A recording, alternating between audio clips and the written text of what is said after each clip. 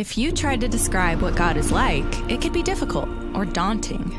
But when the people who wrote the Bible pondered the mystery of God, they consistently described God's character in this way: compassionate and gracious, slow to anger, overflowing with loyal love and faithfulness.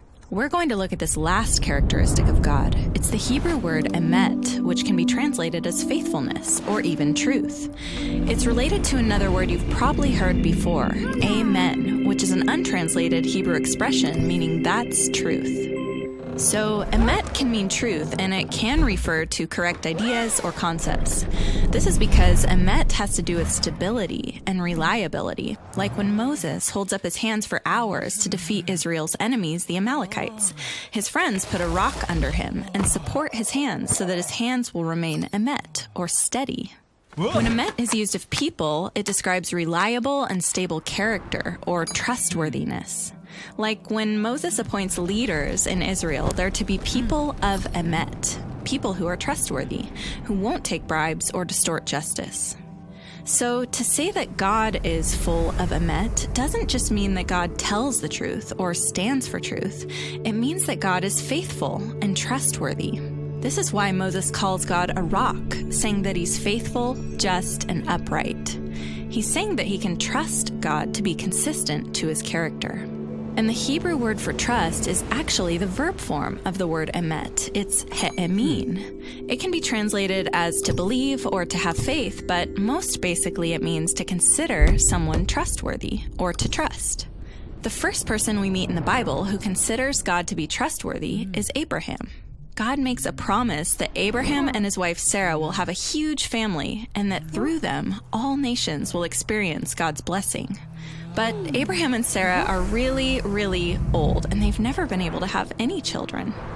And yet, in the face of these challenges, Abraham he'emins God. He considers God trustworthy to open a way forward. And God does show emet to Abraham and Sarah. In just 4 generations, their descendants form a whole nation called Israel. And God invites Israel into a trusting and faithful relationship. And when God leads them out of slavery in Egypt, Israel he'emins in God. They trust and rely on him. But when they come to the land God promised to Abraham, and they find out it's filled with giant cities protected by giants, their trust in God's emet fails. But eventually, we meet an Israelite who does trust God in the face of giants. It's David. He yells at the giant, "You come with a sword and a spear, but I come with the name of the God of Israel." David consistently relies on God. In fact, it said that David walked in emet before God.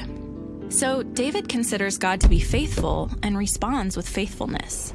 This is why God promises to raise up a faithful descendant of David, whose kingdom will endure forever, or in Hebrew, have emet. This faithful king will become the source of trust and stability for others forever. But when the kingdom later collapses, the Israelites find themselves without a home and without a king. And they cry out, "Oh God, where is your loyal love that you swore to David in your emet?" They're accusing God of abandoning his promises to Abraham and to David. Is God trustworthy? Is he faithful after all? The first line of the New Testament is an answer to that question. This is the lineage of Jesus the Messiah, the son of David, the son of Abraham. In other words, through Jesus, God fulfills his promises. Or as Paul says, Jesus came on behalf of God's faithfulness. He is the faithful king whose kingdom will endure forever and who invites all nations to trust God. Now, trusting anyone is risky. It's hard to know if anyone is really full of emet. But the biblical story portrays a God who's been faithful all along and whose promises were fulfilled in the story of Jesus. And so as we look out at the obstacles facing us and our world, we're invited to take that same risk and join Abraham, David, and the people of God in trusting that God is overflowing with faithfulness.